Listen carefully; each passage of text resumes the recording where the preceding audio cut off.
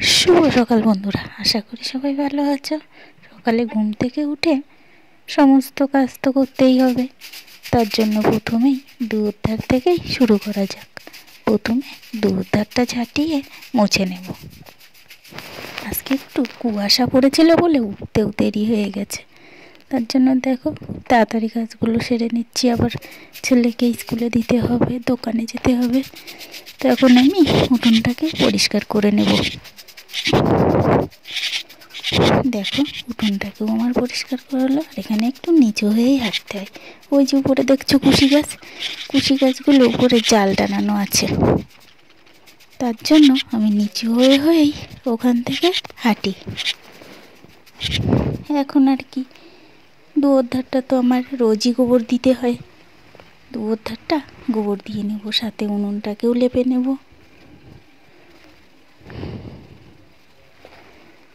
দেখো উনুনটাকেও আমার খুব তাড়াতাড়ি লেপা হয়ে গেল। এখন ওই যে রাত্রে জামা কাপড়গুলো শুকায়নি, সেগুলোকে আমি বাইরে নেড়ে দিচ্ছি। আর এখন মুরগিটাকে খেতে দিতে যাব। তো এখানে ভাতের মাড় আছে, সাথে একটু গুঁড়ো আর আটা দিয়ে গুঁড়োটাকে মাখিয়ে মুরগিকে খেতে দিলাম। আজকে এখনো জলও দেয়নি, তার জন্য ড্রাম থেকে জল তুলে বাসনগুলোকে একে একে মেজে নিচ্ছি। আর ওই যে প্রতিদিন আমি ছাইয়ার সার্ফ মিশিয়ে বাসনগুলো মাজতাম, কিন্তু হাতে তো প্রচুর কালি হয়ে যায়। তাই একটা সাবান নিয়ে এসেছি। শীতের কটা দিন সাবান দিয়েই চালিয়ে নেব। তারপরে আবারও ছাইয়ার সার্ফ মিশিয়ে বাসনগুলো মেজে নেব। তো দেখো আমার বাসনটা মাজা হয়ে গেছে। আর বালতিটা ধুয়ে নিচ্ছি, রান্নার জল ধরবো তার জন্য। তো দেখো আমার বাসন মাজা হয়ে গেল। এখন সবগুলোকে ধুয়ে নেব। আর বেশি কিছু বলবো না, এখন দোকানে যেতে হবে। দোকান থেকে আবার ছেলেকে স্কুলে পাঠাতে হবে, এই গাড়িতে করেই যাব।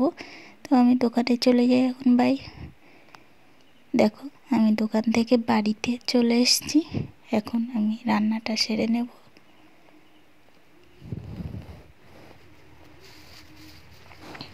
দেখো আমি প্রতিদিনই বলি, আমি কাগজ দিয়েই উনুনটা ধরাই।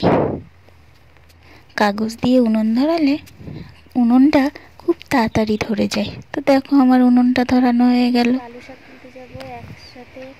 এখন আমি একটু শাক তুলতে যাব। ভাতটা বসিয়ে শাকটা তুলতে যাচ্ছি। এক হাতে সামলাতে গেলে এগুলো করতে হয়। তো আমি শাকগুলো দেখো কত তাড়াতাড়ি তুলে নিচ্ছি। আলু শাক খেতে খুবই ভালো লাগে। কে কে আলু শাক খেতে ভালোবাসো অবশ্যই কমেন্টে জানাবে। দেখো এসে দেখি উনুনটা নিভে গেছে, তার জন্য আবার ফু দিয়ে উনুনটাকে ধরিয়ে দিলাম। এখন আমি আলু শাকগুলোকে কুচি কুচি করে কেটে নেব। দেখো আলু শাকটা কুচি কুচি করে কাটা হয়ে গেছে। আর এই যে দেখছো, এগুলোকে থানকুনি পাতা বলে। এগুলোকেও আমি ডাঁটার মতন করে কেটে নেব আলু দিয়ে। আর ওই যে মৌটি মাছগুলো ছিল, মৌটি মাছ দিয়ে এটাকে ঝোল করব। এটা শুক্তো খেতে খুবই ভালো লাগে। এখন দেখো আমি মৌটি মাছগুলোকে কেটে নেব। তো কটা চিংড়ি মাছ ছিল, চিংড়ি মাছগুলোকে আমি আলাদা করে বেছে রাখছি। চিংড়ি মাছ দিয়ে আলু শাক দিয়ে রান্না করব, আর মৌটি মাছগুলো দিয়ে থানকুনি পাতা রান্না করব। তো দেখো আমার মাছগুলোও কাটা হয়ে এসেছে।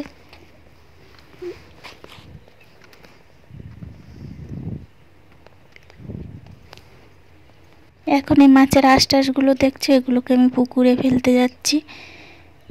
আর দেখছো আমাদের পাশের বাড়ি থেকে একটা কুকুর এসেছে, ওটাও পিছনে পিছনে চলে আসছে। এখন এসে দেখি ভাতটাও হয়ে গেছে। তো হাঁড়িটা মুছে আমি ভাতটাকে উপর করে দিলাম।